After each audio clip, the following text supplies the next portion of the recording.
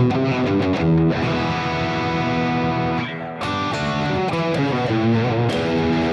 everybody.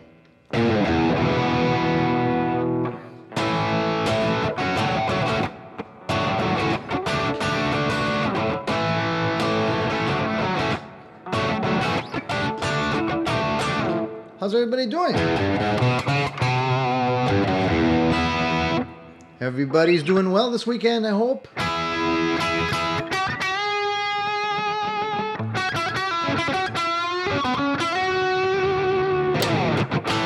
I'm playing around with some with this guitar. I haven't played in a while. This is a custom build that I made. And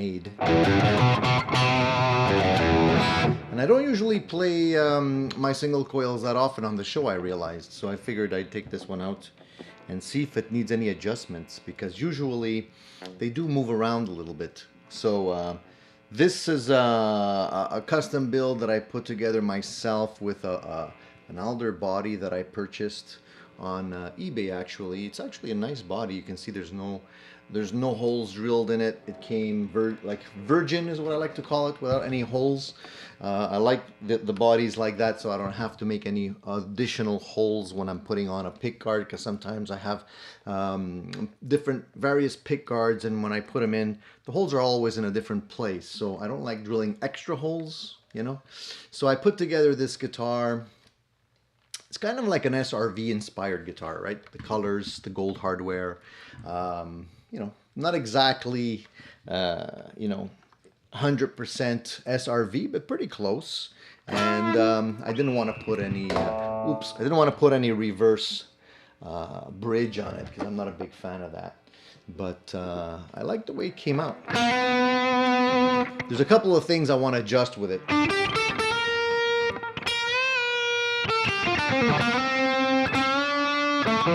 There's basically the thing about this guitar, obviously you hear the hum, right? The in-between positions are pretty quiet, but as you can hear, I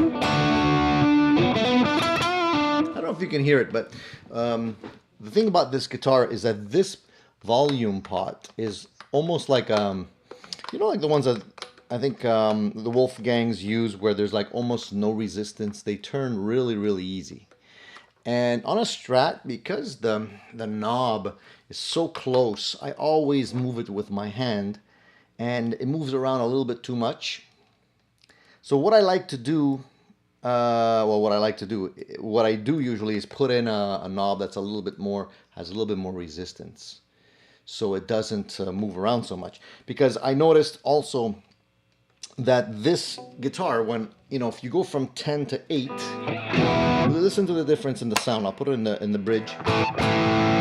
That's 10. If I go to 8, not bad. But as soon as you go a little bit lower, like, it loses quite a lot. Like here I'm on 2. It loses a lot of the bite. So I gotta fix that. And the way I set this one up also is that for the tone knobs, like on the bridge, if I put the tone all the way up,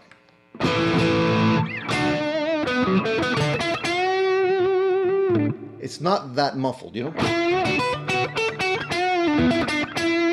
But if I go to the neck and I put the tone all the way up, it loses quite a bit more. So I need to fix that. Anyways, so it's not perfect, but I like it. I'm playing around with the MG400 right now.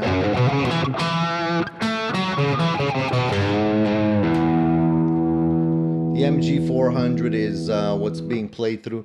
I even have if I hit the drums, I'm wondering if there's let me just.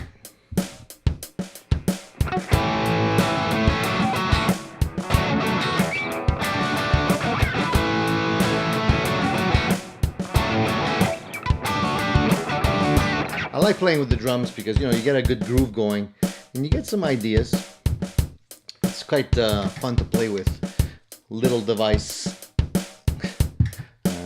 if we can stop it, that would be great. If you're in the jam mode and then you get out of it, doesn't the pedals, the switches don't stop the groove. How's everybody doing? Sorry for going off on a tangent so early there right off the bat, but I hope all you guys are doing well. Thank you for joining me. I hope you guys are ready for another Saturday, post-Saturday, Sunday chat with the one and only Tony from Addicted to Gear. This is show number 130. We're getting up there with the shows. Hope everybody's doing well. I see that you guys already have some questions up in the chat, so I'm going to jump right in and go into that. We're going to be talking about quite a few things today. John D, thank you for the super chat, John D. Very much appreciated. Did you have a question? It says, hello, Tony. Bought the new X400. Haven't used it yet. Had back surgery on Friday, so I need some rest time. But it looks real nice, very well packaged, and look very easy to use. Won't be on long today. Well, John, thank you for the super chat. I hope you're doing well after the surgery. Surgeries could be rough, man. Even if you're doing well and you're feeling okay, take it easy for a while, man, because sometimes, the surgery, you're feeling okay. The drugs are pretty good. They work pretty well, but your body needs time to recuperate, dude. So don't overdo it for a while. Just take it easy, and hopefully you'll be back to normal in no time. I hope the surgery wasn't too rough, and I hope you'll be pain-free in no time at all. The new X, by the way, the 400, is a really nice unit, man. I think you're going to like it. I like it a lot. I've been playing it nonstop since I got it. And I'm glad you brought it up, John, because I wanted to make everybody aware that I'm going to be doing a live show this week. I haven't determined the schedule. I'm thinking probably Tuesday evening or maybe Wednesday, middle of the week. Wednesday might be a better choice, where I'm going to be doing a live playthrough of the MG400, kind of a demo, and we'll be going through all of the sounds together. And I'll also be taking any questions. So I'm not like a guru with the unit yet. I know how to use it more or less. I've been using it, use the previous version, so it's not very different. But we're going to be going into it and taking a little deep dive, and I figured it'd be cool to do it live. So I'd be able to take your questions live, and you'd be able to ask me any questions. We can deep dive into the menus and whatnot and play around with it together. So if anybody's out, anybody's interested in the new X400, the MG400 will be a good opportunity to share some insights and playing and sound samples and whatnot. So John, if you're around and you're feeling okay that day, join in, and I'm sure it'll be a lot of fun. So I want to say good morning to everyone else here today. Davis Music, John D, Billy Bears, Eddie, Rico, Quicksilver, Presley, Saint Brando, Rico, Johnny. A lot of guys are here this morning. Great. I'm glad that we have a nice group of people right off the bat. Anybody, if anybody has questions, ask your questions right away. For those of you that are new on the show, Addicted to Gear Sunday show is pretty much about sharing information, talking about gear, and it's an open platform for everybody so that you can ask your questions, and if I can help get you some of the answers, I'll definitely try. If not, there's other very intelligent people on today that are going to be able to also shed some light on any of your questions as well. If I don't have the answers, perhaps some of the others do. And I invite everybody to jump in and participate in the chat. As I always mention, in case you're new here and you don't know, or if you're watching in the background, if you're trying to chat and you can't, it's because you have to be subscribed to the channel. So if you're not subscribed to the channel, subscribe right away. Right now, you'll be able to chat on today's show, and you won't miss out on any of the fun, because some people I know that are trying to chat and can't, for whatever reason, don't realize that it's because you have to be subscribed. All right. So Gene says, good morning, Tony and Addicted to Gear gang. Looking to buy my first USB audio interface. I play solo mostly, but want to use a MIDI keyboard for added effects and accompaniment. Signed Clueless in Cali. All right, so a USB audio interface. The good news, Gene, is there's so much choice today. There really is. There's a lot of choice. You don't have to go crazy. Honestly, if it's your first one, don't blow the bank necessarily until you realize you have some time to realize what you need, because they're all different. They all have some different advantages and features. Honestly, I've been using the Focusrite Scarlett for a long time. I'm pretty happy with it. I don't know if you guys, need necessarily to have something with a lot more ins and outs. If you do, like if you're recording, a band, if you're recording a drummer, you're gonna probably want something that has more ins and outs. If you're not, then you probably don't need more than two.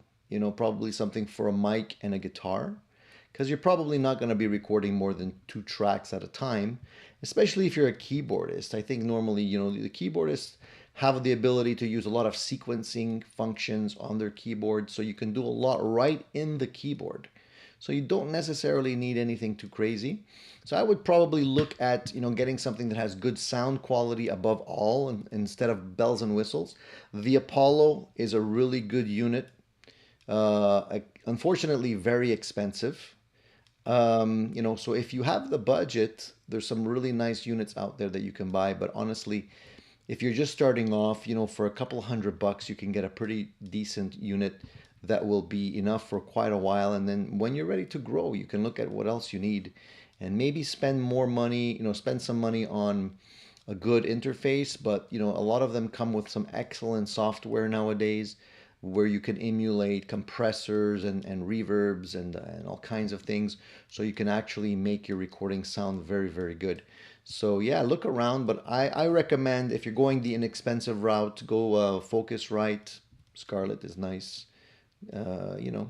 If anybody else here has a better suggestions for anybody that is, looking at starting off, please give some advice. Thank you for the super chat, Mark. Thank you, dude. Tony, what are some of your gig essentials aside from a guitar, amp, and effects?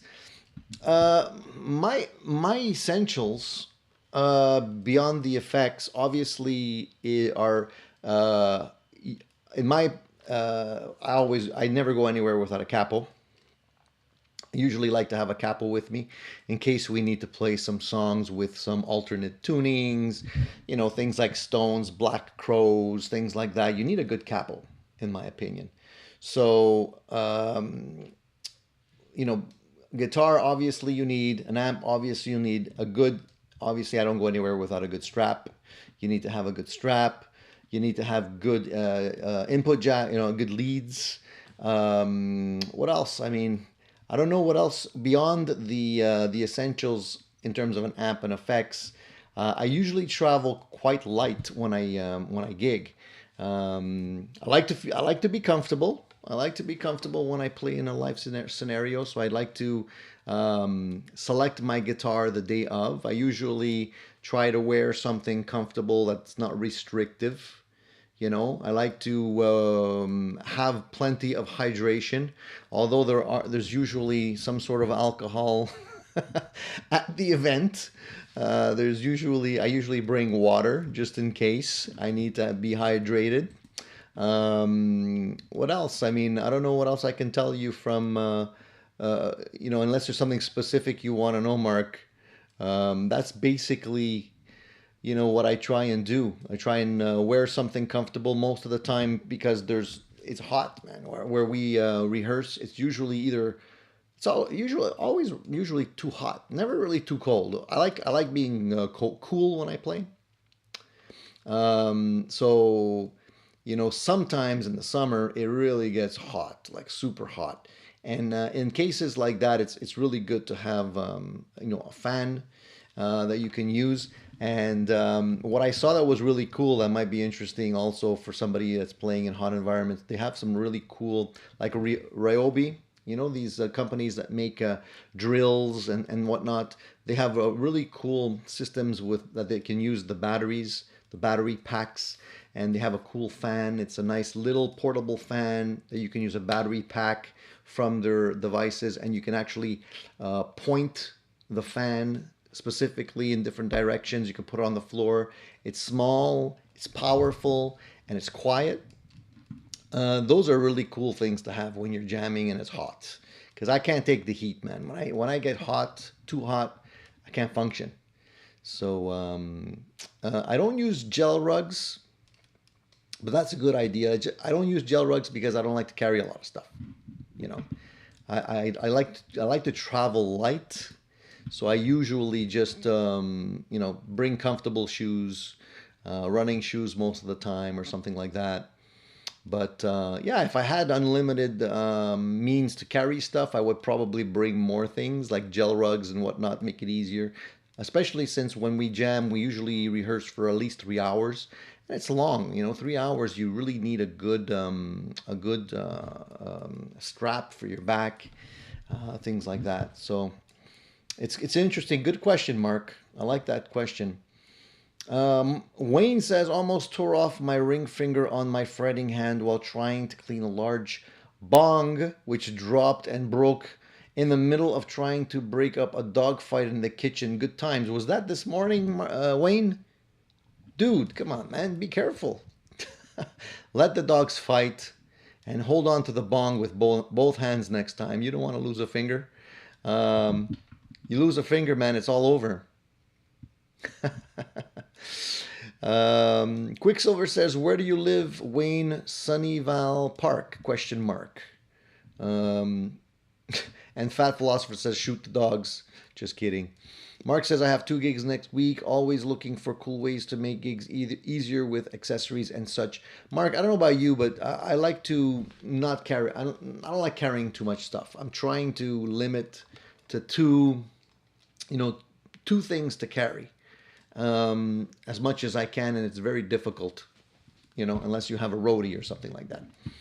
Randy says, "Tony, if you had a Squire bass, what type of amp would you use? Guitar, bass, both? I'm closing the deal this week for a bass. Definitely, I would go with a bass amp. I don't think playing a bass through a guitar amp would be the best case scenario. A nice bass amp would be cool. You don't have to go crazy. You don't have to spend a lot of money. Believe it or not, a lot of the older cube amps from Roland, they had some really small, tiny actually, bass amps. These are old ones now. I think they used to be orange, if I'm not mistaken, or were they orange or red? I think they were orangey red or something. I don't know. But I remember playing with a bassist quite a while ago that used to bring one to rehearsal. They were small and they sounded really good. And they're not hard to carry. Like if you're using your bass and you're playing gigs, they're really not hard to carry. And you probably can get them on the used market for not a lot of money. So keep your eyes open for one of these on, you know, eBay, Reverb, your local Kijiji, Craigslist, whatever. But you can probably get one for under, I don't know, $300 maybe. They're sleeper amps and they sound really good. So if you're not, if you're primarily not a bassist, and you can get one of these and you can rehearse at home and they're also loud enough to play gigs as well. After a while, when you get older, well, even when you're younger, nobody likes lugging a lot of stuff, when you're going to a rehearsal. I'm still looking for a solution. Like, how the old people walk around with their groceries on a little trolley with a bag? Sometimes you see them on the street when they're walking home from the grocery store and they have this little trolley. I'm thinking, why can't somebody make something like this that would allow you to carry, your gear? Like something like kind of shaped like a suitcase, a suitcase on wheels, but just a little bit bigger. So you can possibly put in like, a guitar, a small amplifier, your leads, pedals, maybe a small pedal board, and you can carry the whole thing. That would be really handy and useful.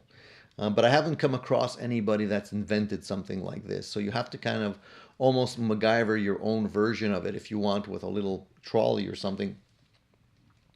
But it would be cool to have that. So if anybody comes across something like that, I'm interested. I'm a buyer. So let me know. All right. So you guys, Presley says, I always use a Roland Cube when I go on a guitar safari. Gotta try out the guitar, and if I find scratchy pots or a bad output jack, I negotiate a better deal. Yeah, it's an easy way to drop the price a few bucks for sure. A lot of guitars have those scratchy pots and whatnot, so it's easy to kind of negotiate down if it's if the seller is a motivated seller. Once you show up at someone's place ready to buy with money in your hands, I don't think they're gonna blow the deal if you come across scratchy pots by not offering a little discount. So yeah, it's something good to check out. I usually always like. The pots are easy to fix. I'm not that worried about a scratchy pot, but I definitely want to make sure that the truss rod is working properly. That's the most important thing, because a lot of people forget about the truss rod when they're buying a guitar. And honestly, if the truss is broken, forget it. The neck is done for. So you need to check that first. The scratchy pots are important and whatnot, but I would definitely go for the truss rod first. I always bring truss rod, some Allen keys, just to make sure it feels good, and yeah, you want to definitely pay attention to that.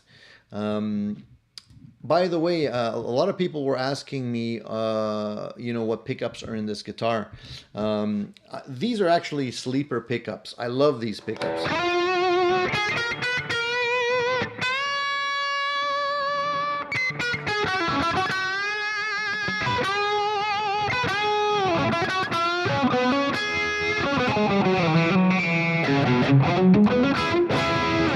These are Tone Rider pickups, and they're my go-to pickup really when I want to buy something inexpensive for a Strat.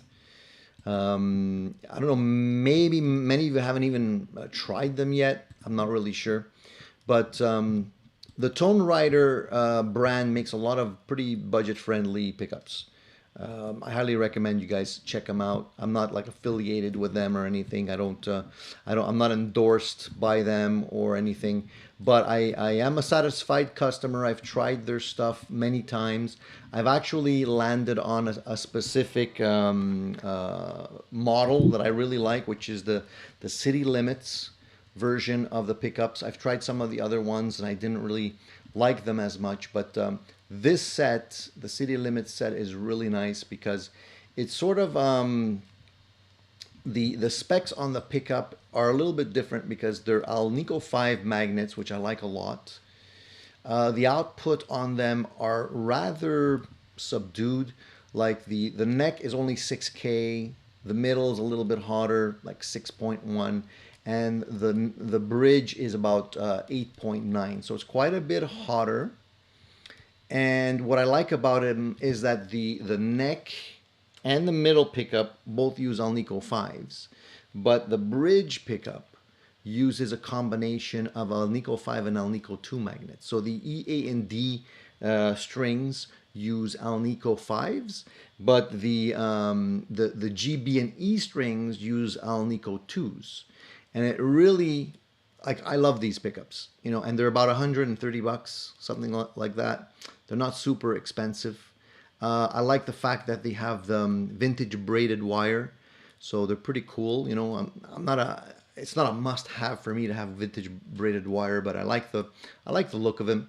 And they also have beveled magnets, so the top of the magnets are beveled a little bit on the top. I can't show you that up close, but if you go to the website, you'll see what they look like. And yeah, I really like them. The back of the pickups also look vintage.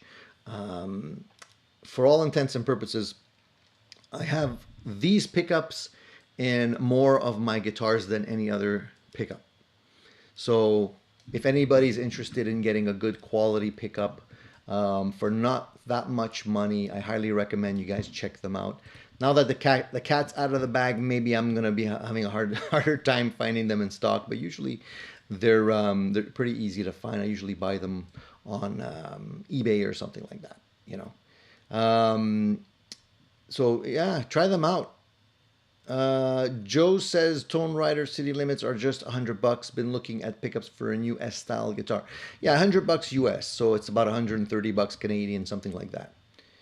And they do sound crisp. They have a nice tone even in the bridge. Like I'm playing a kind of a driven sound today, but let me see if I could maybe get a cleaner sound here.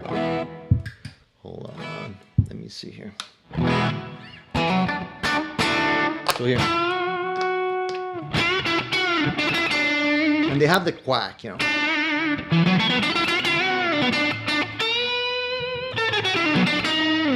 So this is not maybe the best sound. Let me see if I can find. I don't have that many clean sounds, guys, so that's why.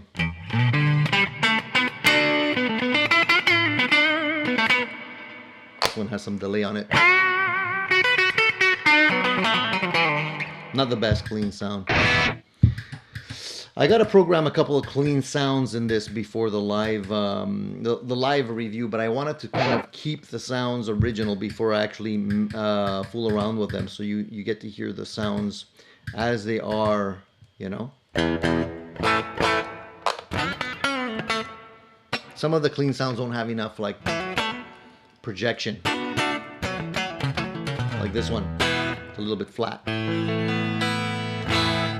But anyways, try them out yourselves. I'm sure you'll be, you'll hear them, you'll hear it for yourself how good the pickups are. And honestly, for $100, can't go wrong. Fat Philosopher says, finally located a lefty Ibanez SL70, S470L. Have you ever played the S series? Thoughts? I have played an S series guitar. I like those. The S series I find they're nicely made.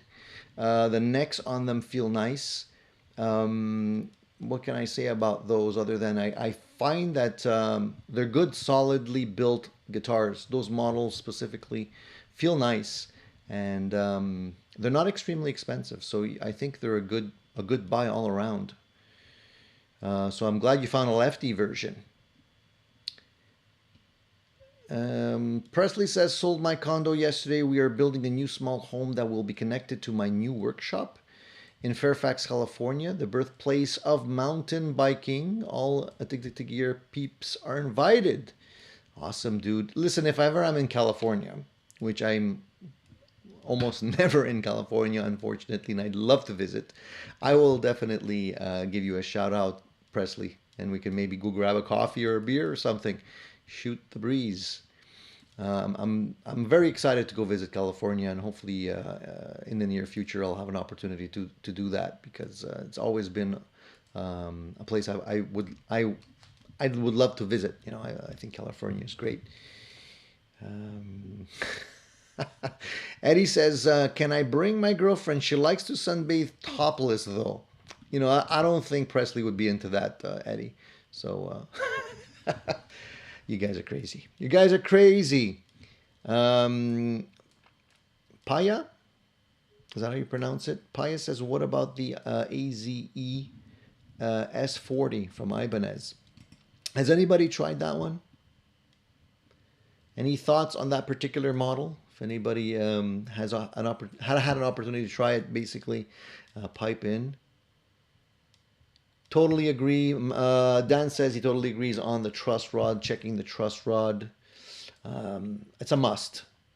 It's a must. Nothing worse than going home, Dan, bringing a brand new guitar home, doing an adjustment and realizing, oh man, you know, crap, the truss rod doesn't work. You know, it's like, that's a gotcha, especially if it's a Gibson style guitar with a set neck, then you're kind of screwed. At least Fender guitars or Fender style guitars are forgiving. You know, Ibanez guitars, you can just take off the neck and put something else on. But usually it's not that easy. Steve says, Tony, check Gator cases. I did, Steve. I don't know. I didn't see. I know that they have various solutions for carrying stuff, but I didn't see the solution. Like, I didn't find that there was anything there that suited my needs specifically. I might just have to like make something or build something. I don't know. And Alan says there's something called a rock and roller cart that sounds like what you're describing. I'm gonna check it out, Alan. I'm really like desperate to not carry stuff You know, I don't like walking around with too much stuff because you get, you know, you get to the place where you're going, you gotta like ring the door to be able to be let in, you know, and try and open the doors with your teeth practically because your hands are full, and you know, you're stumbling around, and winter's no better because then you're dealing with the snow and ice and all that kind of stuff, and it's no fun. So somebody should definitely check this, you know, just come up with a solution. Somebody that makes guitar cases, you know. So I'll check out the rock and roller cart. That sounds cool. Otherwise, I'll have to make something. John, take it easy. John says he can't sit anymore. Take care, John. See you soon, man. Um,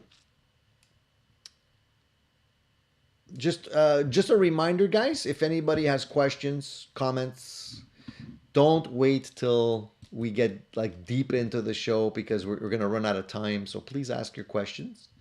What I wanted to also bring up today, guys, is have any of you seen the Billy Idol song or heard the Billy Idol song? Billy Idol released recently a new song or a couple of new songs. One is called Cage. And I was excited to hear that he actually released some new stuff because, you know, I like Billy Idol. But I was a little disappointed, I have to say, a little disappointed because the songs sound very generic.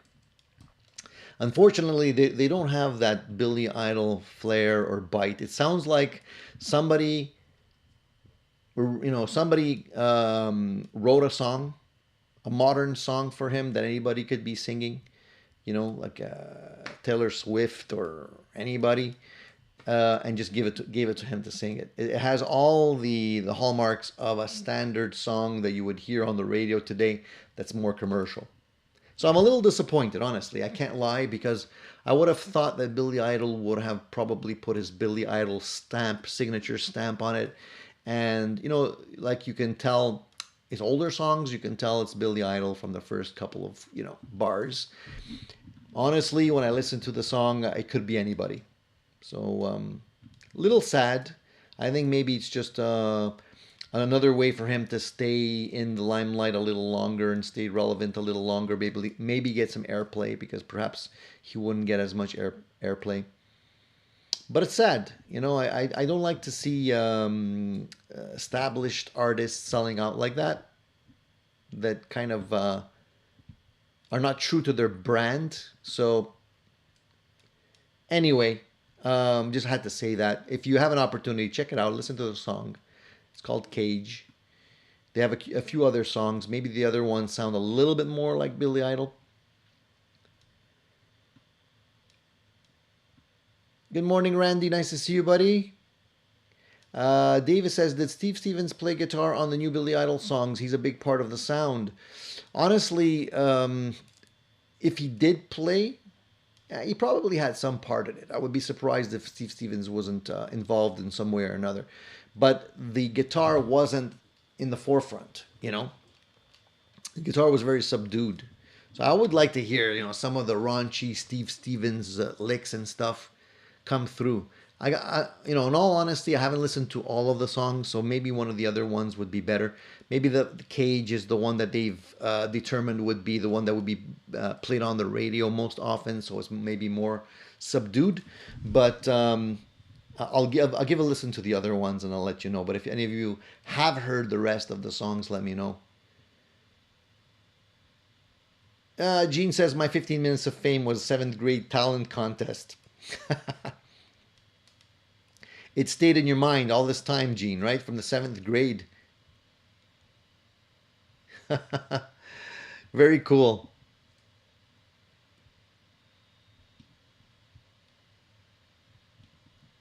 I'm just going back. Quicksilver says Paul Stanley made a good point about legacy acts releasing new music. Not worth it. Cue the snarky remarks, but he does have a point. And Fat Philosopher says the Ozzy and Megadeth's new material is great. Yeah, they're not all bad. I mean, some of the people that come back and record some stuff do, you know, definitely put in the effort and time to stay true to their brand and their channel and their, you know, basically their fans. But others, I guess, you know, just dial it in, just grab for anything, you know. Alan says, do I do anything special to get your guitars ready for winter? I don't really do anything special to get them ready for winter, but when winter's around, I do work on the guitars, I would say midwinter, couple of months in, because they do shift a lot. They definitely need adjustment in terms of the action of the neck mostly. The neck usually moves quite a bit. And I try and make sure that nothing dries out. You know, if you're in a dry environment, and if you, especially if you have baseboard heaters, if you don't have a central air system that has integrated humidity, you want to keep the humidity levels pretty close to 50%. So I actually I have a humidifier, and I usually don't use the humidifier all that much, but I think this year I'm probably gonna use the humidifier and see if that makes a difference. If it makes the guitar shift a little less. But that's basically what I do. I just kind of adjust the guitars. Summer too. It's not just winter. They always need. I find in the summertime, you need to do an adjustment, and the winter time you need to do an adjustment. And because I have quite a few guitars, I'm always busy doing that. And when I do the adjustments on the guitars, I usually take the opportunity when I take off the strings to do any kind of work on the electronics. If there's, if I need to de-aux, the volume knob or something like that, or if I have a noisy switch, or if I need to swap off a volume knob, or perhaps put a different value capacitor in the guitar. I'll usually do that when the strings are off. Rehydrate the fretboard, usually clean the fretboard, do any kind of fret work that is required. That's kind of my go-to. I kind of don't have a different routine per se.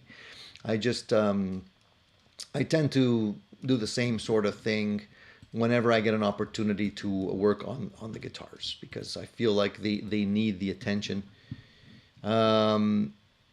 Yeah, 50 to 52% is usually a good value for humidity if you don't already have your house set to something along that line. Quicksilver says Def Leppard has sucked since Slang or Adrenalize. I listened to their most recent stuff too. I gotta agree, Quicksilver. I didn't feel moved by their music. Yeah, I don't know. Maybe we're expecting too much. I mean, they had a good run. They definitely produced some good music back in the day, and maybe that's about it. That's maybe they're tapped out. Not everybody can what was the old saying that I think it was Paul McCartney said, you can't reheat a souffle. Once it's down, once it's flat, that's it. It's like it's over. Like, and I think he's referring to his music too, because he came out with so much great music back in the day, and you listen to his modern stuff, and it doesn't sound relevant anymore, I think.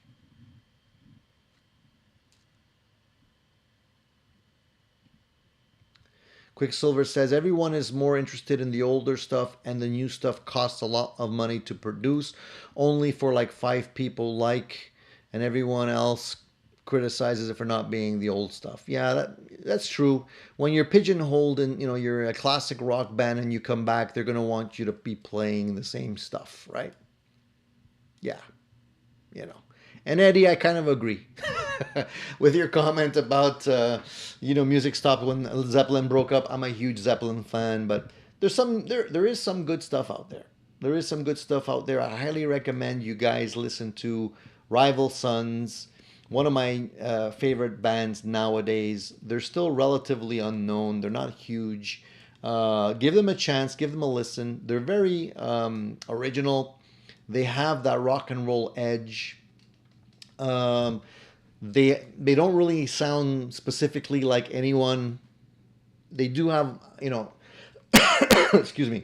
They do have a little bit. I'm gonna say the drums probably have a little bit of Bonham influence on them, but they're not like a rip off of Zeppelin or anything like that. We're not. It's not a blatant rip off. I don't really like that, but they do have some influences that I do like.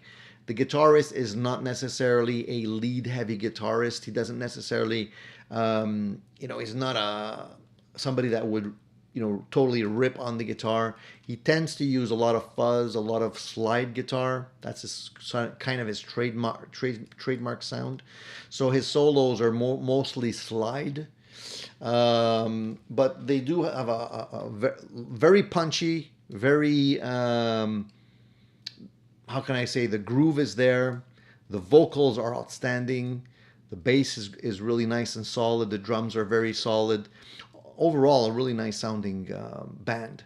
But still, I don't think they've actually hit the big time yet. They're getting more airplay, but I'm waiting for them to come and tour Canada. They're mostly touring Europe. I missed my opportunity to see them when they came to town a long time ago before they actually became more known. And it was a very, very small venue at, I believe it was a college, like a college small show, maybe a couple hundred people. And I should have went to that show. Should have went, but I missed it. And I regret it. So check them out. Rival Sons. Oh, gotta wet the whistle. Fat Philosopher says he likes Nova Twins. Awesome sound.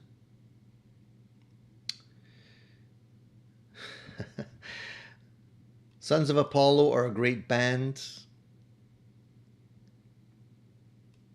Yeah, I'd like to hear what you guys are listening to.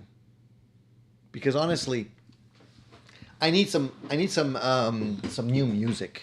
I need something to give me the fix that the classic rock gave me, but more like a more relative, more recent music. So if anybody knows or has some good suggestions of maybe some bands that are not maybe not in the mainstream music yet, let me know. There used to be a band called Wolf Mother that sounded interesting, but I kind of lost interest in them as well.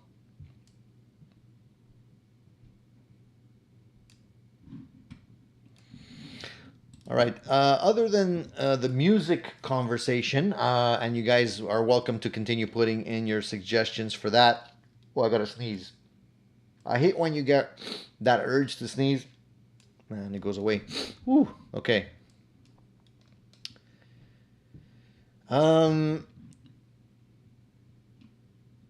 Did you guys see? I know that we didn't really talk about gear all that much. Winery Dogs, yeah, Winery Dogs. I heard of them. Monster Truck. A good Canadian live band caught at a concert was Monster Truck. Never heard of them. Toad and the Wet Sprocket. Nova Twins Taxi.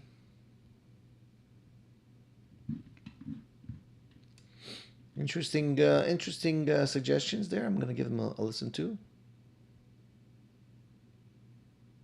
I'm happy that the Black Crowes are getting back together.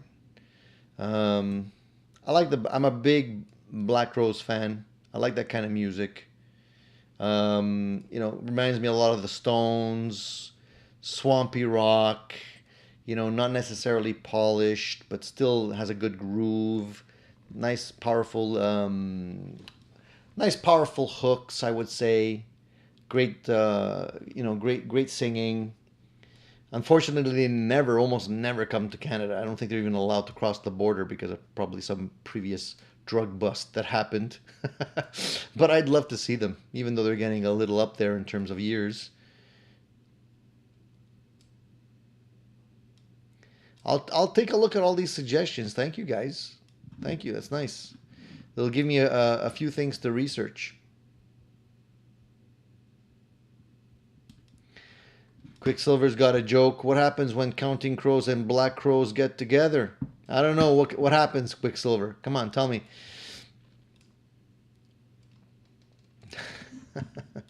I'm waiting for the punchline.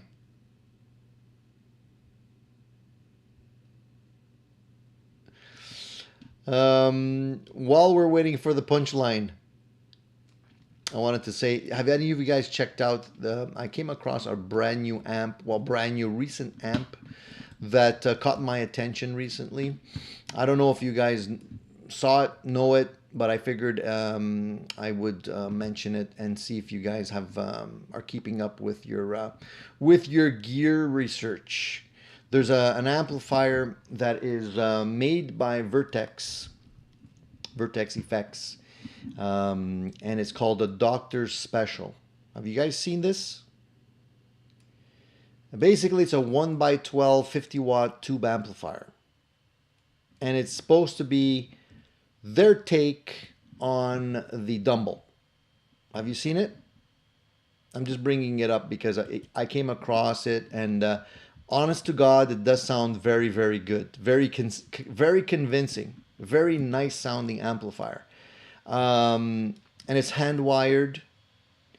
And unless you have $100,000 to blow on an amplifier, would probably be one of your best bets for a mass-produced amp that would scratch that Dumble itch.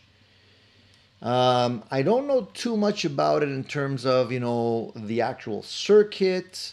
I do see that they're using a 1265 speaker from Celestion, which happens to be my favorite speaker of all time.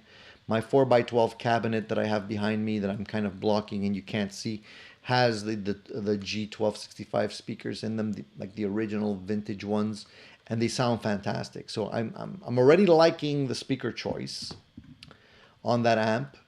And if you have an opportunity to listen to some of the actual sound samples, go ahead, listen to it. It's based on, I believe they're based on 12AX7A preamp tubes and one 12AT7 preamp tube and two 6L6 GC tubes. So there's a combination in there. And honest to God, it does sound great. I don't know. I mean, I'm not going to say it's because it's hand wired. I don't think it's really that. It could be just a combination of things. The only disadvantage is they're still pretty expensive. I believe they're retailing over $3,000 US for these amps. So that's the first thing.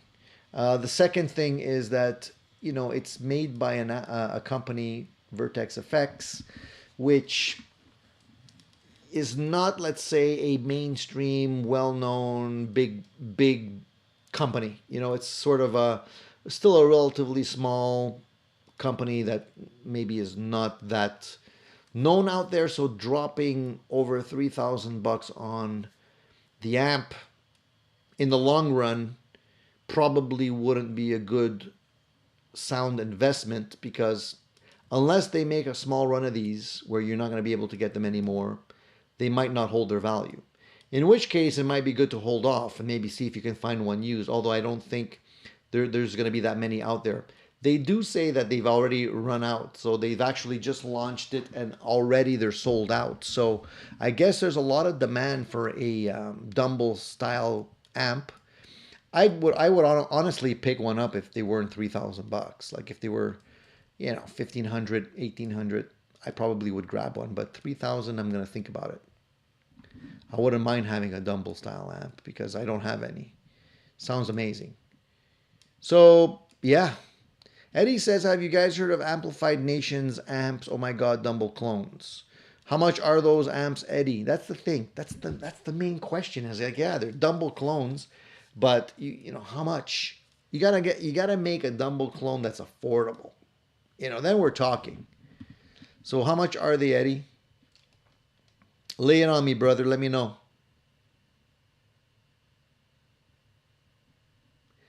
Joe says he's been looking at the Rev G20 with two notes built in. It's a head, but with the two notes included, so you don't need a cab. You can just port the output to the computer.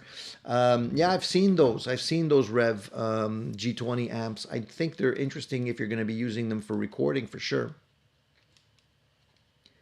I know there's a couple of other companies that are kind of doing the same thing. I know Sir also came out with a head version. I believe it was the Pete Thorne version that also had some kind of technology built in for recording, for silent recording.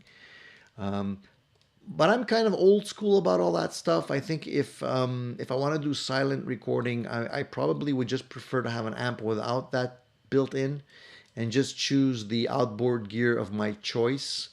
That way, you know, if something goes wrong, they're not really super expensive to fix. If the technology changes down the line, you're not going to be stuck with something in an amplifier that you don't really want or need anymore. I'm kind of old school. I think just getting a simple dedicated head or amp, and then using the outboard gear that you need is probably, for the long term, a better option. You know, but I'm old school like that. Yeah, so Eddie says they started about $3,500. It looks like that's kind of the going rate for these Dumble clones. It's a lot of money for an amp, you know. I'm thinking, like, what would be a better buy? $3,500 on one amp, Dumble clone, or maybe go with an Axe FX or something like that, a multi-effects unit, top of the line multi-effects unit that can probably get you in the ballpark for a Dumble sound, and perhaps, like, you know, scratch the itch and do a whole lot more. That's what I'm kind of playing with in terms of an option. I'm feeling this guitar, and I feel like there's some checking happening on this guitar. Interesting. And it hasn't been long. Can you see that? I just felt that with my hands here. So I'm thinking the finish on this guitar is going to be relicked in no time. Can you see the checking happening there? There's about a bunch of lines. Interesting. So this guitar might end up being a relic job, which I don't mind doing either. I'm just wondering, yeah, the checking goes all the way to the back too. And all the way up here too. Wow. Okay. And I didn't even do anything to this guitar. So there you have it. You never know what's going to happen. I didn't mistreat it or anything. I guess maybe this is I thought it was poly, but maybe I'm mistaken. Maybe it's nitro. Very interesting. I don't see why that would happen, but I think it's stemming from what I can see. It's stemming from where the screws go into the body. Anyway, doesn't matter. Just a guitar. You make it work. My dog's gonna barge in any second. I hear her tip-tapping her way into the room, but I actually have the door locked. So she's gonna start barking any second. Yeah, that's what I'm thinking too, Presley. It's probably nitro, because usually the poly won't do that. Which is cool, because it'll make a nice relic guitar. So Joe, you missed what I mentioned at the very beginning. This is not an off-the-shelf guitar. This is a guitar I put together. It's sort of an SRV-inspired guitar. I had this body lying around that I purchased on eBay. It's an Alder-type body. And I had a lot of the gold hardware. You know, the tuners and the bridge and whatnot, and the screws. And I looked at all that together, and I'm like, I think I have enough to build an SRV inspired guitar. So I decided to do that. This is a nice guitar. It's a three-tone sunburst, but you can't. The red doesn't really pop on the camera here, but it's actually a three-tone. It's a three-tone sunburst. You can maybe see it a little bit there. Yeah, it's a nice guitar. I like it. Came out nice. I'm gonna still tweak it.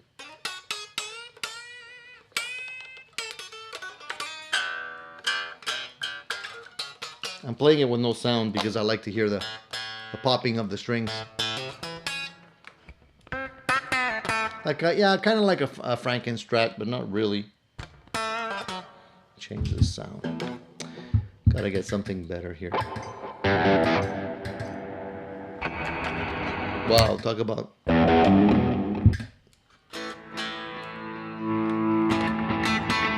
way too much effects. I can't wait to actually do the review of the MG400, the stock presets, so I can actually start editing them and making them my own. Fat crunch, just kind of a tweedy sound, not tweedy like Looney Tunes, tweedy like the amp.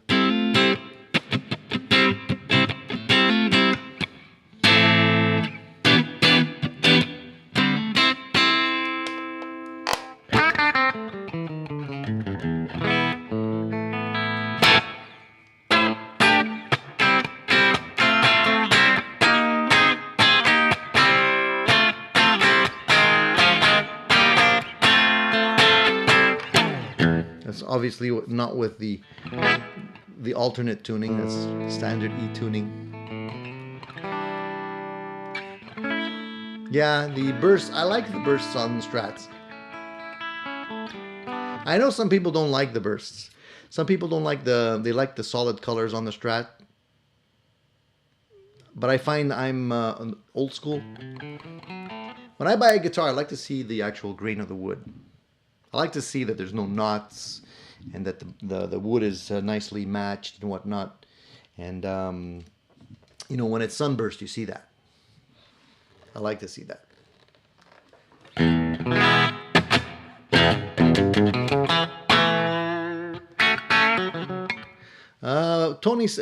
Paul says, Tony, Vertex is a guy who couldn't even solder, got a job making pedals, then bought the company. He knows zip about designing amps.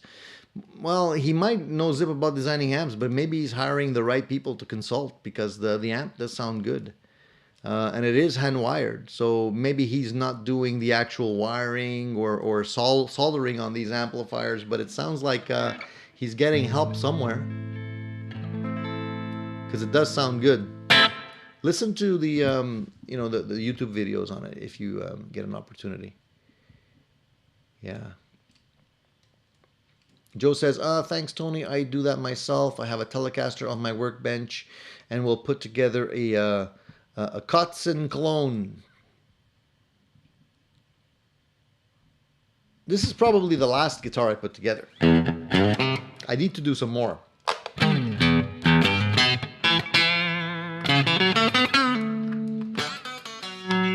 I always hit the freaking volume. Because I usually, like, I strum pretty wide.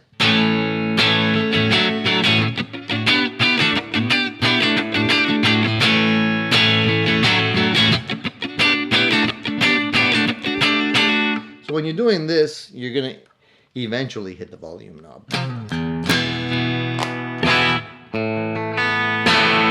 So I'm going to have to probably get something a little bit harder to move by accident. And I usually keep my fingers, like, I don't pick this way. Unfortunately, I never learned the good habit of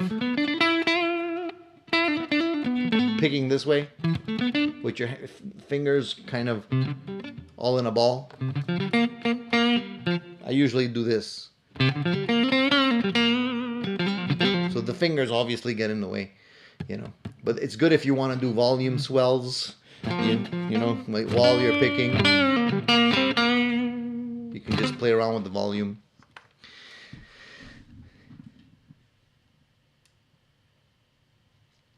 Beavis says, big SRV Strat vibe on that big boy. That bad boy. That's the goal. That was the goal, Beavis.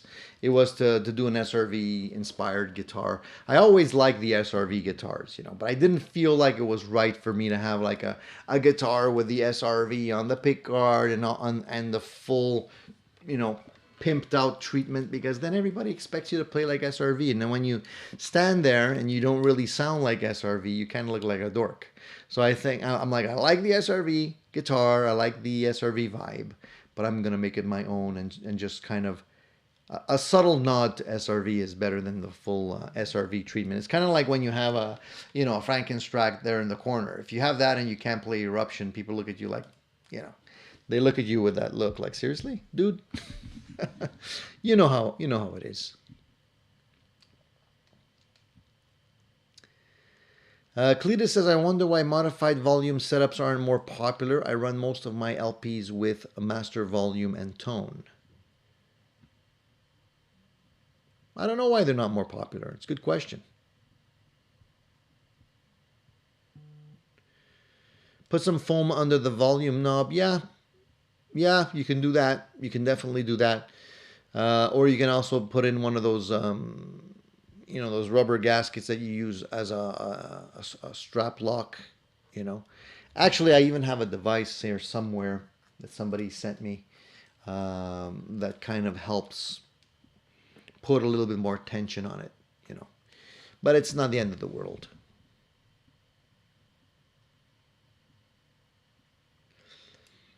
And Quicksilver says, LOL, exactly how I feel about the Brian May's special guitar. Playing anything but Queen's tunes make you look like a dork. Yeah, it's kind of, I don't know, man. It's kind of one of those things where, you show up somewhere with that guitar and you start playing, I don't know, something from Ozzy Osbourne or some classic rock that is not necessarily Queen inspired. People are like, it kind of like puts a hurt on your head. It's like, doesn't compute.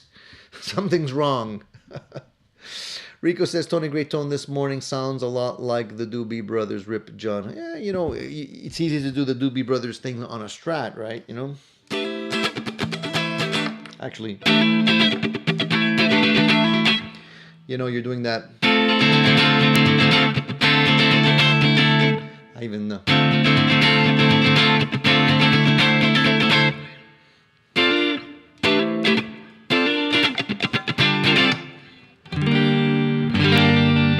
The Strat has that sound, right? So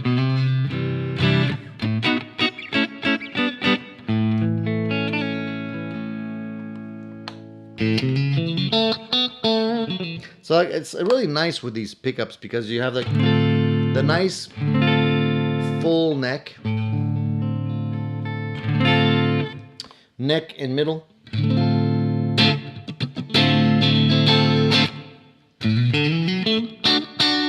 You don't lose the quack. Then there's the middle. Then there's the bridge and middle. And then there's the bridge.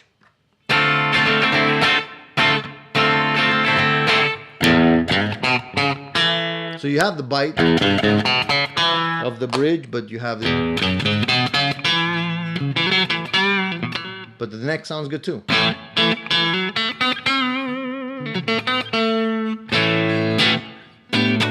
So that's why I like these pickups.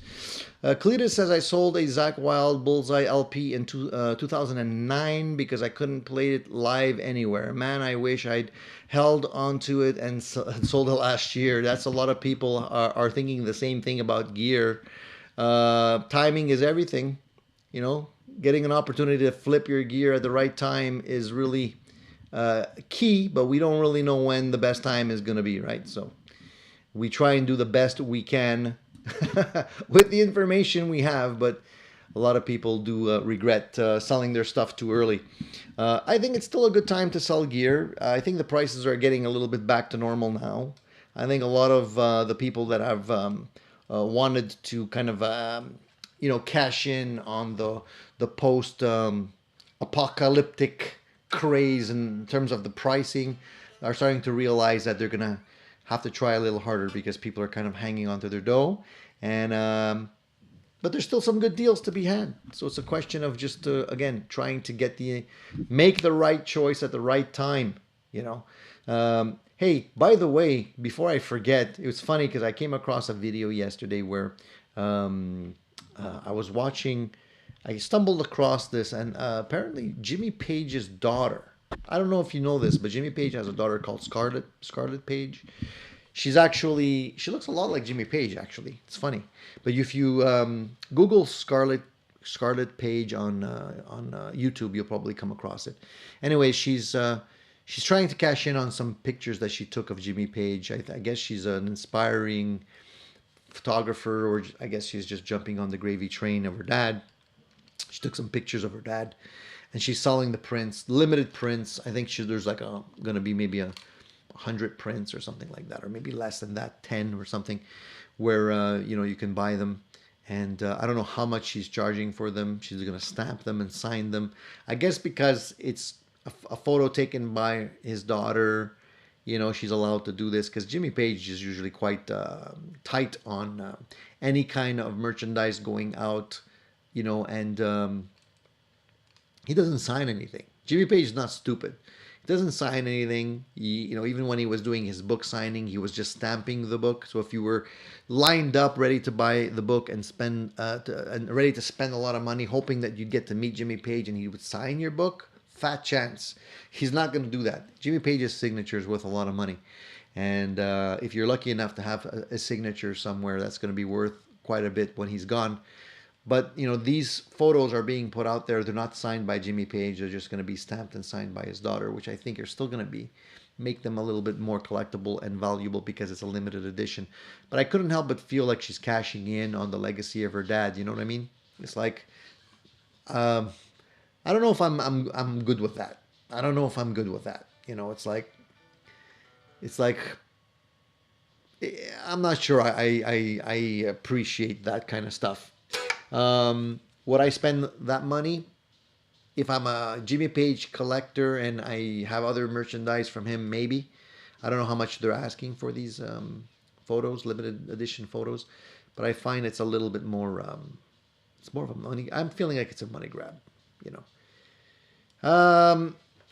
I always have somebody asking this question. Rich is asking me if I could only have one guitar and one amp for life, what would it be? Does it have to be my guitars, Rich, or any guitar, like in the world? I'm just wondering. Because if it's only one guitar and one amp, I don't know if I've stumbled on that guitar yet. You know, I can tell you which one is my favorite in my collection today.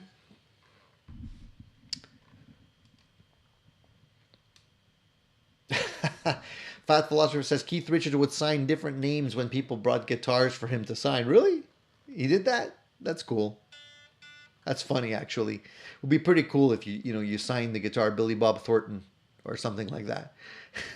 Just ruin the value of the guitar right off the bat. Signed and stamped by his daughter. What the hell's the point of that? Well, Quicksilver, I mean, it's still his daughter. It's a limited edition. You're not going to get that anywhere else. So for a collector, it still would be a little bit more enticing, I guess.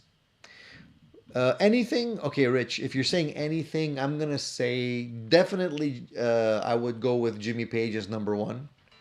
That would probably be the guitar I would love to own because I'm a huge Jimmy Page fan. Jimmy Page's number one would definitely be the amp, the guitar, the amp. As far as the amp goes, you know what? I would probably want to have the amp. I'm a huge Jimmy Page fan, so I wouldn't mind having Jimmy Page's Marshall or something like that either. That would probably be my like. I probably would die happy if I had those things in my possession. You know. I wouldn't necessarily like, people would say, give me David Gilmour's Black Strat or Eric Clapton's Blackie or, I don't know what other. But for me, it's Jimmy Page's guitar, man. If I could have that Jimmy Page Les Paul with all the dents and the sweat and the marks from years and years of touring, I would cherish that thing. I would guard it with my life. Eddie says if I put a picture of Jimmy Page on the wall, my wife would kill me. I actually have a picture of Jimmy Page on the wall. It's right there. Do you see it? I don't know if you can see it. It's kind of at an angle. It's kind of like a psychedelic version of a picture of Jimmy Page playing his number one. It inspires me when I'm in the room and I'm playing and I'm looking at that. It inspires me.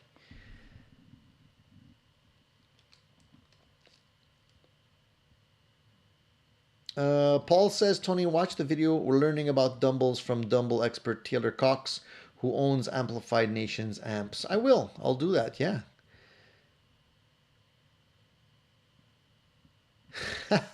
The pizza delivery guy probably has a stack of those signatures and waiting to cash them in, maybe. I don't know. I don't know that many people that have those signatures.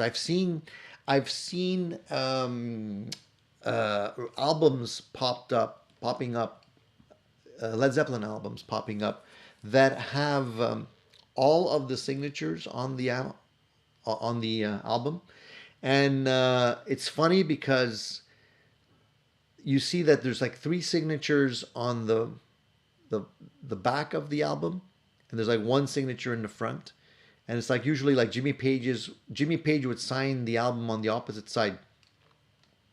I think he would do it on purpose because like if you're gonna frame it and put it on your wall, which side are you gonna choose? Are you gonna choose the side with Jimmy Page's signature, or are you gonna choose the side with everyone else's signature without Jimmy Page's signature? You know, like that's a nasty thing to do, in my opinion. It's like, come on. Anyways, I would like to have Jimmy Page's signature too, but I don't see too many out there floating around out there, and there's a lot you can't really tell if they're authentic or not. I did when I went to Vegas. There was a a shop that had a lot of items that were collectibles that were signed by certain individuals, and I did see a guitar on the wall that was signed by a lot of artists, and it seemed to also have the Jimmy Page's signature on it. I could tell, yeah, there was definitely Jimmy Page's signature on it. I don't know how authentic those things are. So, it wasn't inexpensive, but I obviously didn't buy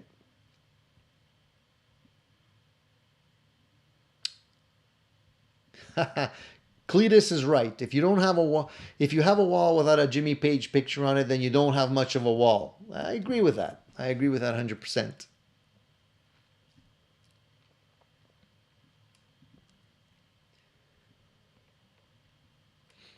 Gene says Bonham was plastered at day on the green. They sounded awful. Cops took him away for fighting. Um, I don't know, man. I haven't seen that.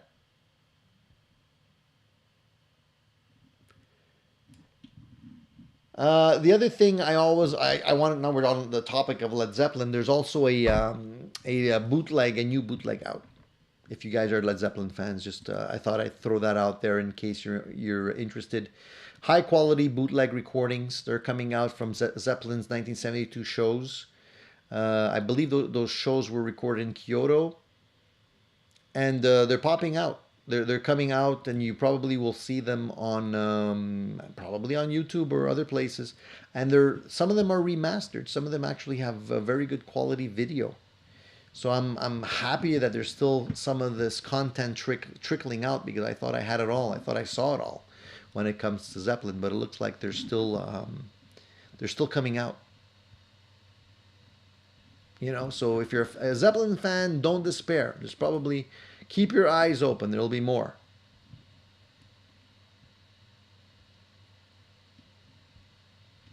So guys, what else? I've been yapping for over an hour now. There's still 50 of you online, so I think you guys are still interested in listening to me. Let's have some more guitar and gear related questions. Anybody have anything on their mind that they want answers to? We've been a little bit all over the place, you know, talking about Zeppelin, talking about music, talking about the industry and all that, but there hasn't been that many guitar related questions today. What's going on? You guys are all puckered out when it comes to gear?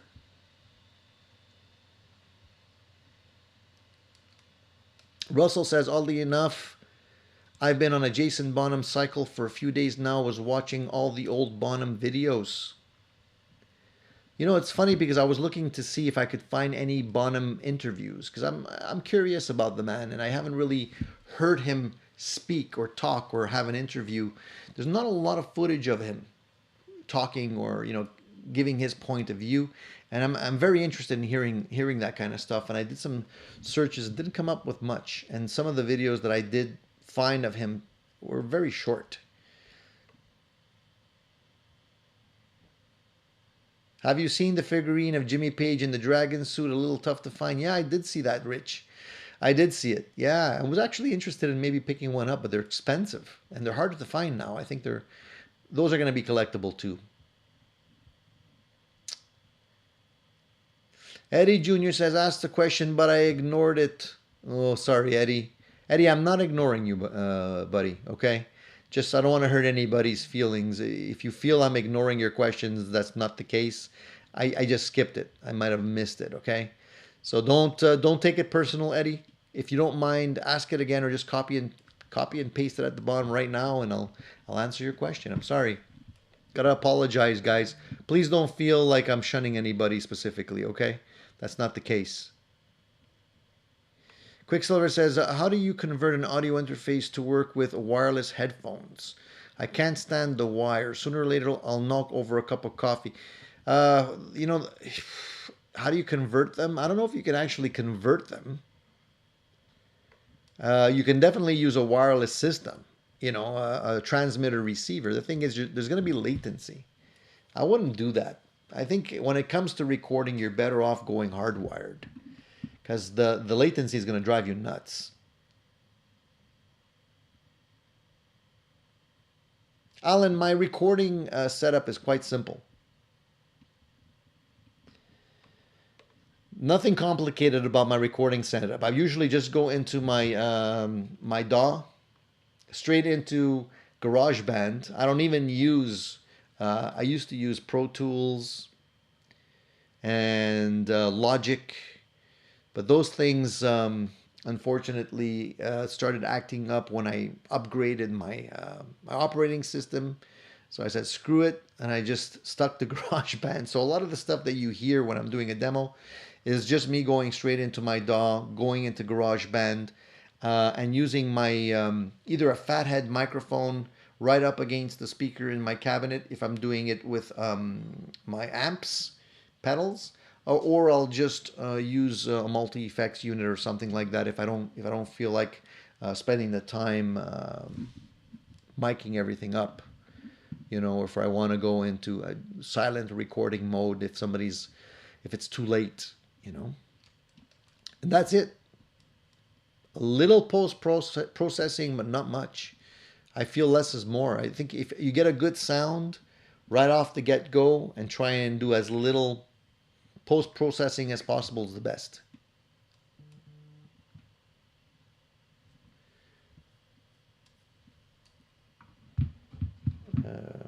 Somebody's asking a question.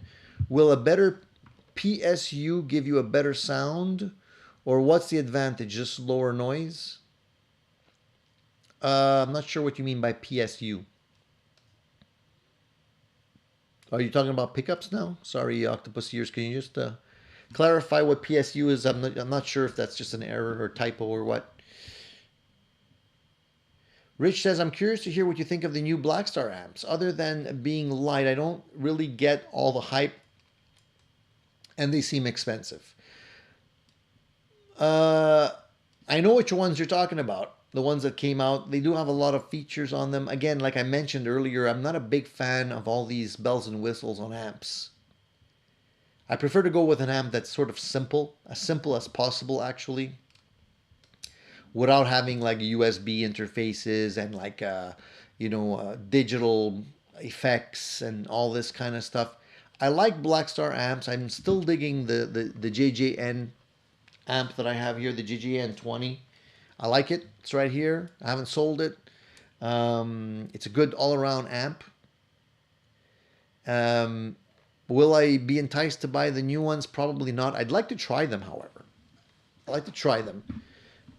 Maybe compare them side by side. But I'm pretty happy with the JJN 20 that I have for now. I think the Blackstar amps that they came out with, the Artist series, that were pretty simple, straightforward, no multi-channel and whatnot. I think those are still probably the better ones that they have. And you can probably find them used somewhere. Simple. Simple's better in my opinion.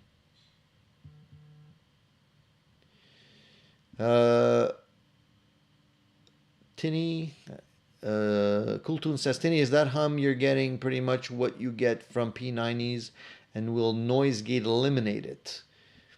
The hum that you're talking about, are you talking about the hum I'm getting from this from here? Are Are you talking about, like, I don't really hear that much hum right now? Do I have a noise gate in the... No, I don't.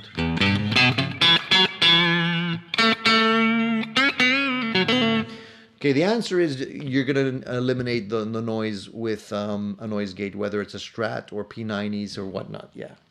If you're really a stickler and you don't want to have noise in your in your recordings, go with a noise gate. Yeah, it'll get rid of it. You don't have to go with noiseless pickups. I prefer to go with a noise gate, to be honest with you, than noiseless pickups, because I don't really like, or I haven't really come across good noiseless pickups yet. What song is good to learn by ear for a person addicted to tabs? Good question. Honestly, I think any song is good, but I wouldn't start off with something very fast or difficult, like, don't try and pick up Eddie Van Halen solos, for example, or Randy Rhoads solos by ear. If you're trying to learn or train your ear, go with something a little slower. Blues is good.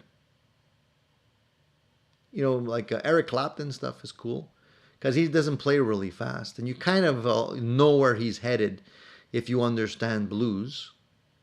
The changes are pretty predictable, I would say, but still, different enough that you can follow along but not get lost. Blues is good for that,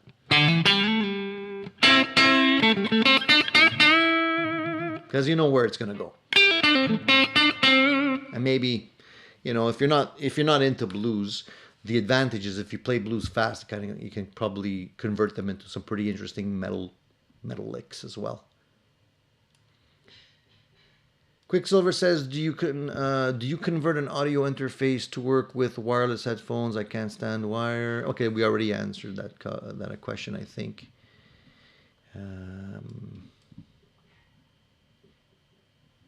Russell says, anyone see the Rodrigo Gabriella practice clip they dropped? I looked at that thing for an hour. When I dropped, it was so compelling. No, I didn't see that. I gotta take a look at that.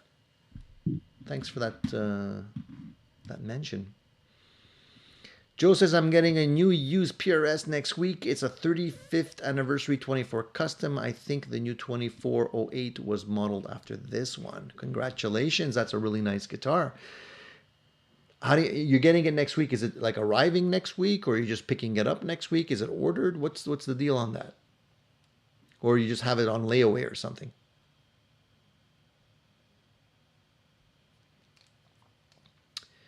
Eddie says, advice on buying a Les Paul Special with P90s. Well, I mean, what kind of advice do you want, Eddie? The P90s are great. I like P90s a lot. I have no issues with them. I think they sound great. Seymour Duncan sound pretty good.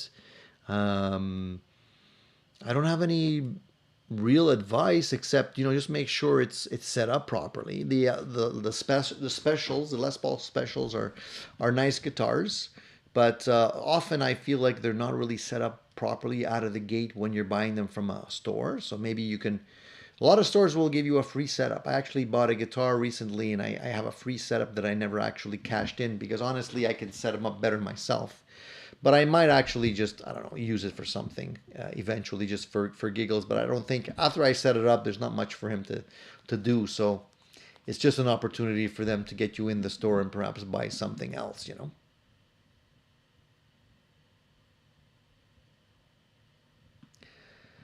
Profile Production wants to know about putting in an LR Braggs Piazzo on his Strat, and any wiring info. I don't have any advice for you, buddy. I haven't done that. Haven't played around with that kind of wiring system on a Strat, unfortunately. So I can't give you any advice, but maybe someone else can pipe in. Fat Philosopher says, LOL, Tony skipped over the question again. It must not be showing. Which question now here are we talking about here? Let me see. Eddie, that was the one about. Did I answer your question, Eddie? The one about the P90s? Is that it? You guys are giving me, you're making me feel self conscious now that I'm kind of not seeing something that I should be seeing.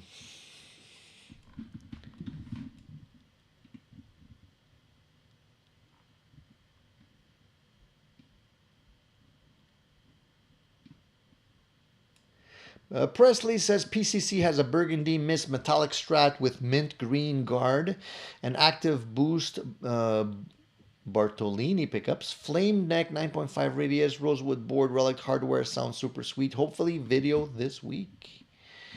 I'd like to hear those pickups, man. I haven't actually played any Bartolini pickups in the past.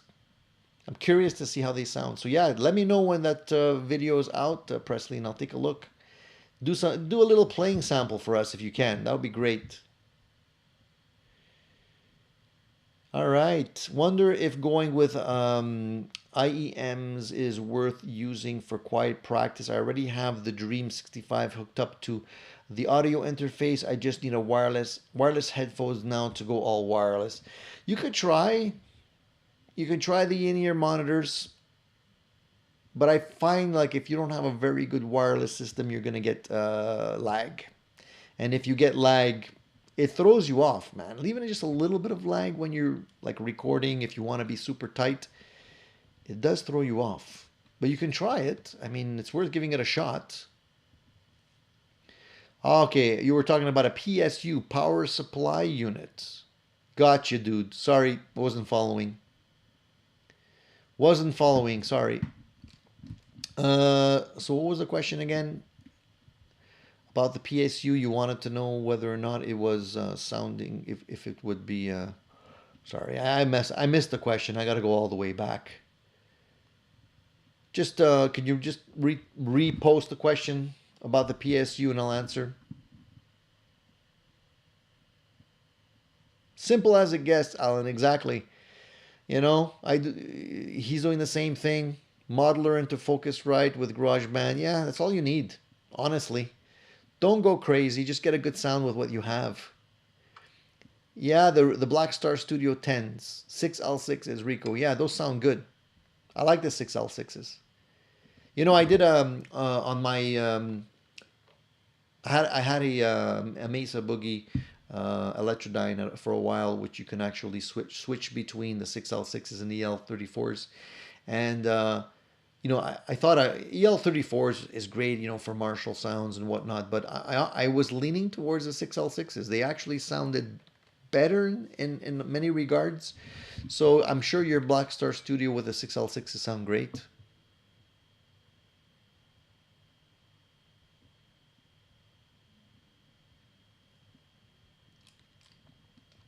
Well, I'm falling behind on the comments here.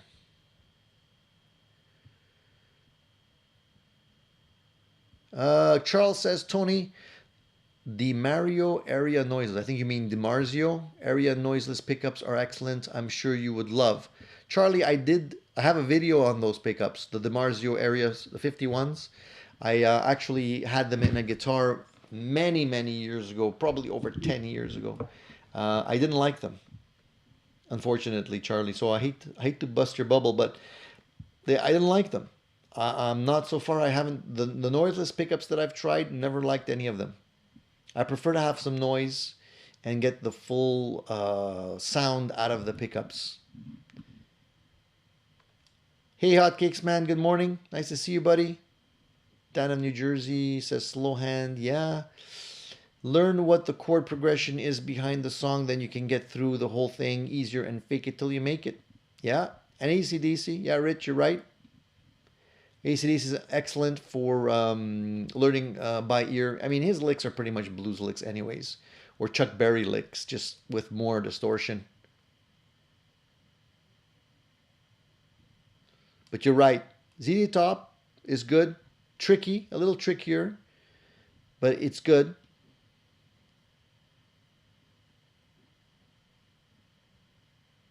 You're waiting for the vendor to ship it. Okay. It's exciting when you're waiting for a new guitar to arrive, isn't it, Joe? I gotta say, I like that. The anticipation of a new guitar arriving is always exciting. Just scrolling. Quicksilver says a free setup are based on price, and store setups are like Sweetwater's 55-point inspection and call it a setup. Yeah, I think it's just a way for them to get you in and charge you for something that you didn't expect to need. Like, same as what garages do. You know. Joe also has a PRS CE24 semi-hollow that will be on the way soon. I like the pattern, regular and pattern thin necks. The hollow, semi-hollow guitars are great. One of my favorite guitars is a PRS semi-hollow. Rich says, is that EVH Frankie in the background, the Mexico-made version? If so, what do you think? Was it worth it? No, it's not actually, Rich. This is a guitar I built from a kit. It's not a real. It's not the Fender version or the Charvel version at all. It's. I did a full review on that. So if you go into my videos, I talk about it quite a bit. But it's a guitar I built from scratch. Came out pretty good. I'm very happy with it.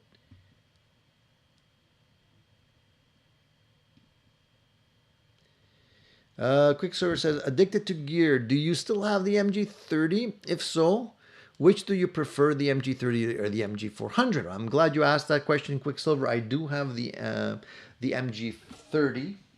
It's right on the floor, right there. I like it. They're two different units. I like the MG30 because it's built more solidly. It just feels more solid. The chassis feels solid. The screen is bigger. It just feels like something that you could bring to a gig and not necessarily break. The MG400, however, still has great sounds, great functionality. It's less expensive. That's always good, but it's plastic. So it feels a little bit inferior in terms of which one may last longer. But tune in this week when I do the MG400 live demo. I'll be answering questions on that. And who knows, maybe eventually we'll do a side-by-side comparison of the 400 and the 30 and just see, which one is worth the money. I don't know. But I like both, and I've been playing the MG400 today, and it sounds good to me. I have to program a few more clean sounds because the clean sounds, the stock sounds in the unit are mostly driven sounds. So I was trying to get some clean sounds out of it. There's not a lot of them. That's the difference between, I would say, a good... I got to put this guitar down here. A good modeler... I'm going to just go down on my seat a little bit more here. When you can get really convincing clean sounds, that's when you know you have a good modeler in your hands. Because sometimes it's easier to mask sounds when you're dealing with a lot of drive. When you're doing clean, that's when you hear all of the dynamics. And that's where you can determine whether or not the modeler is convincing or not.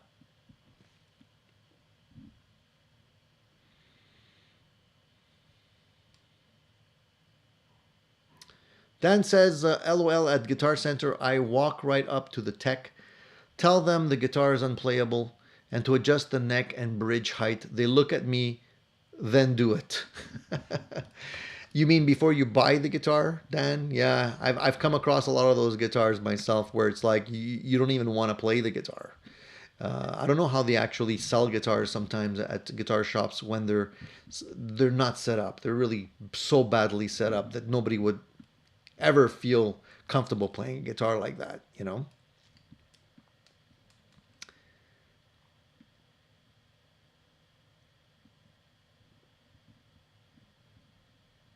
Okay, I'm scrolling down. I'm going to be going all the way to the last comments here because I'm skipping a whole bunch. Quicksilver says, did Nuex put you up to that live session? Nope, they didn't actually. Nope.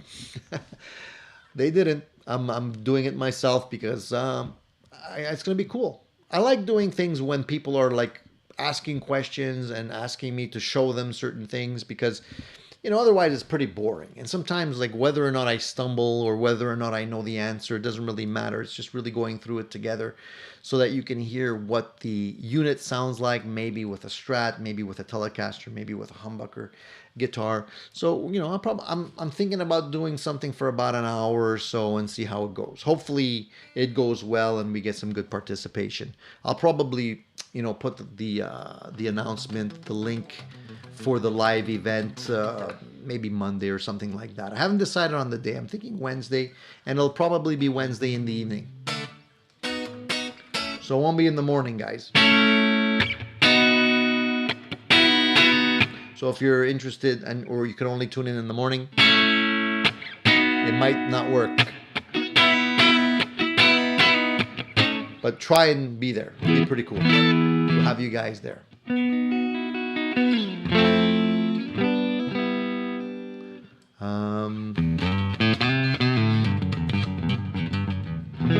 I like my PRS guitars. I recently picked up an Epiphone 335 and put a set of Duncan Pearly Gates in that I had laying around, and now it's one of my favorite sounding guitars.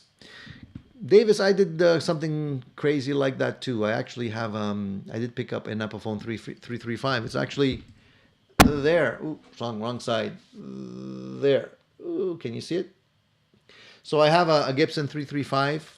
I ended up buying the Epiphone 335 too, guys. I'll do a review of that guitar too, and you're gonna ask me why. I'll tell you why in the video. Okay. I wonder how righties have any money. I probably would have bought a dozen more guitars I've seen in the shop if they were lefties. I agree. So that's a good thing, saving you money indirectly. Have you seen the Flamma FX200? Looks like a huge setup from the 100. I have seen it. Haven't tried it yet. I also have a Harley Benton multi-effects unit here that I haven't even taken out of the box yet, that I should actually review for you guys. But I don't think it was a big seller, because I don't hear too much about that one. Chimey pickups. Yeah, they are chimey. They are chimey, Gene. Like I said, these are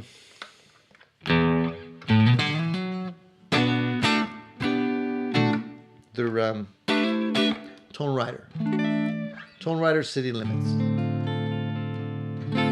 They sound good, clean,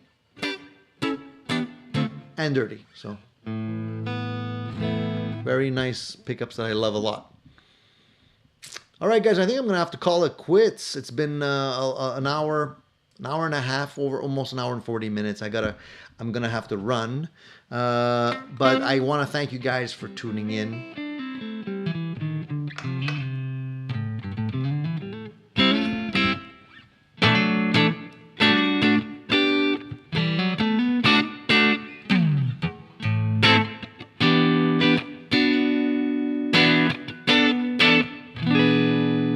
If you guys like what you hear on the Sunday shows, make sure you bookmark or put a little circle around the calendar for Sunday mornings, because that's when we're going to be back with another Addicted to Gear live show. Come prepared with your questions, guys. I feel bad leaving when everybody's jumping in with questions about guitars and stuff like that. And I tell people to ask the questions early on, but maybe that you're just jumping in late. I'll answer a couple more questions, then I'm gonna have to jet. But just give me a thumbs up, guys, before you leave. All right, please. I would appreciate that. Thank you guys for tuning in, and thank you guys for the super chats. But a thumbs up would definitely help. So I'm thinking of getting a Fender Cyber Twin 2x12. What do you think of them? If I had to choose a Cyber Twin, like the Cyber Twins are interesting. I don't know how easy they are to fix. Check out the new Princetons that came out, the solid state Princetons. Interesting options. If you like that Princeton tone, you might want to get something a little less expensive, and you're maybe not willing to deal with the hassle of tubes. They look quite cool. I haven't tried one yet, but if I go into the shop and I see one, That's an amp I gotta try. I'm just curious about it. But the Cyber Twins were really nice. You know, I'm like I said early on in the show, I'm not one for going with anything too complicated when it comes to amps. I usually like to go with something quite simple and keep it simple because they're easy to maintain, they're easy to fix, and in the long run, they're probably going to hold their value if you go with something that is a straightforward amplifier. All these amps that have these bells and whistles and modeling and all this, they become obsolete after a while. And you're kind of spending the money on something that is not necessarily going to be that easy to resell, unless, of course, you want it specifically for a specific sound, or you can get it for a really, really good price, and it's like a secondary amp type of thing, then that's okay. But other than that, I would probably I would go with something simple. That's just me.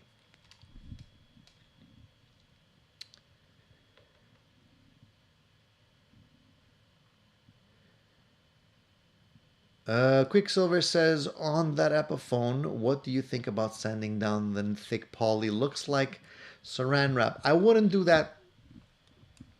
I wouldn't do that.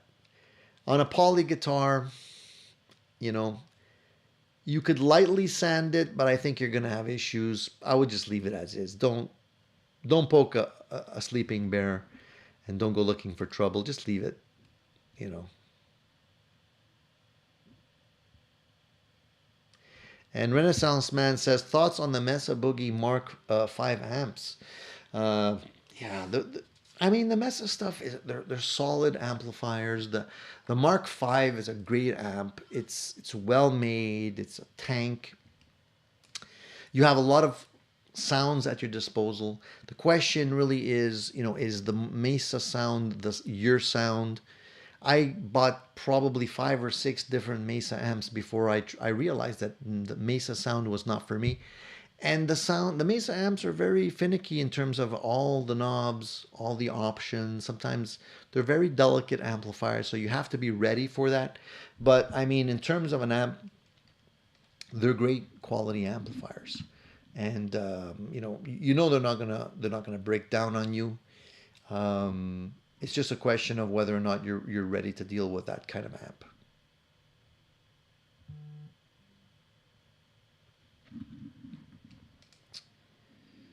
All right, guys, I'm gonna have to call it quits. All right, I'm gonna have to leave you guys. If I haven't answered your question this time around, if you asked the questions late in the show and I was unfortunately unable to answer, just keep your questions for next Sunday. I'll answer them then. Remember, guys, 10 a.m. Eastern Standard Time. So, jump in at 10 if you can. I know some of you guys are busy. You can't be, you can't be available that early. I understand, but you can always watch the replays. Octopus Ears, I'll answer your question. Will upgrading the power supply for your pedals change the sound or just reduce the noise? It shouldn't necessarily change the sound. It will reduce the noise. Getting a better quality power supply also has advantages, as a lot of the better quality power supplies have better transformers. Then you basically get less noise. It'll protect your pedals better if there should be a power surge or whatever. And you also often have the opportunity of going between a 9-volt and an 18-volt input on some pedals. So a lot of the better quality power supplies will allow you to do that. The more inexpensive ones don't really get you there sometimes. I've had some cheaper ones because I bought them because they were inexpensive, and I've always ended up upgrading. And honestly, when you get a good power supply, you're not going to want to go back to the inexpensive ones. All right, so that's my advice for you. I'm glad you answered that question before I logged out today. All right, so thank you guys for joining me today. Thank you for another Sunday edition of Addicted to Gear. I hope you guys had fun. Please stay tuned for the live event that will happen this week on the MG400 from NUX. I'm looking forward to your comments and questions, and we'll try and answer all of that with you live. That'll be fun. There's also some other great videos that I have lined up for you on other gear that's on the way as well, so stay tuned for that. So I'll be back next Sunday. Stay tuned. Keep rocking. Give me a thumbs up, guys. And I'm looking forward to spending another hour or so with you very, very soon. So have a great week. See you all soon. Don't overspend on the gear, and we'll talk next Sunday. Have a good one.